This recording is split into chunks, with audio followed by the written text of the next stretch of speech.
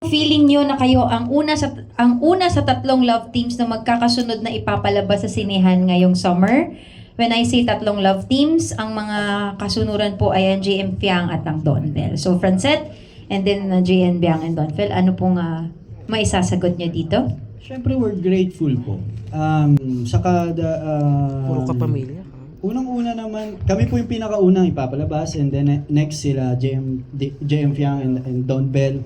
Siyempre po, happy kami. Happy kami sa kabila ng estado natin ng Filipino movie industries na hirap po yung films, na kung ano man yung energy dati ng films, kung paano manood yung tao sa sinihan. Sa panahon po ngayon, siguro, proud ako sa aming tatlong team. Yes. Proud ako sa kung ano man gagawin namin. Unang-una, magkakaiba ng story. Magkakaiba ng atake, yung gawa ng film.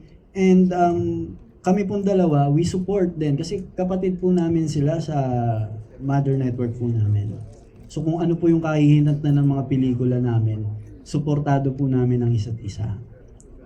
Lahat po kami magkakaibigan na excited kami na ipalabas yung mga films namin, kanya-kanyang pinaghirapan namin, kanya-kanyang pangarap namin.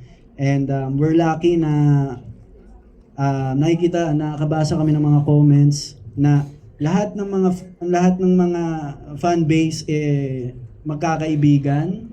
Yun malaking bagay po sa amin yun as artista, na nagtutulungan po yung mga nagmamahal at sumusuporta sa amin. Malaking bagay po yun. So, yun, ang ano lang naman, sana tangkilikin po ng Pilipino yung pelikula po ng sariling atin. And lahat po kami dito, pinaghirapan po namin. Hindi namin pinetiks-petiks to. I'm sure yung dalawang teams po binigay ang best nila. And hindi lang sila, the producers,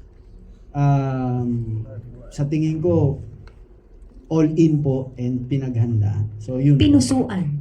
Yes. Francine? Honestly, there's a pressure, pero a good kind of pressure. Kasi syempre po, sa panahon ngayon, alam naman po natin ng estado pag sa sinihan, di ba? Halos lahat nag-aabang na lang na may palabas sa cellphone or kung saang online streaming platform.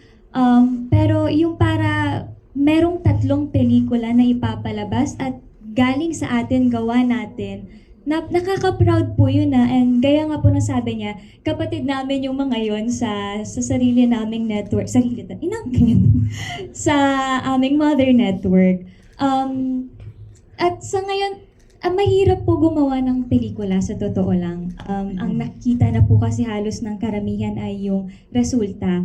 Pero yung paghihirap kada eksena, bago pumunta sa set, bago mag-roll, sobrang daming nangyayari in terms of sa itsura, sa line, sa mararamdaman lalo. Kaya po sana, sabi ko nga parang it's a summer love.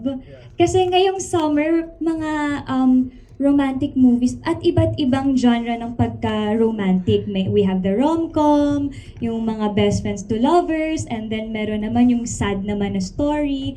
And yung para sa akin lang po actually, sa aming dalawa, sana suportahan natin yung mga pelikula na yun. Kung papanoorin din po ninyo yung pelikula namin, yung mga susunod din naman, like sa JM Fiang sa Donbel. Kasi malaking bagay din po to lalo sa film natin, sa sining ng mga Pilipino. Kasi buhayin natin ang sinihan, di ba? Suportahan natin yung mga pinaghihirapan din na magagandang pelikula ng mga Pilipino. So, yun po.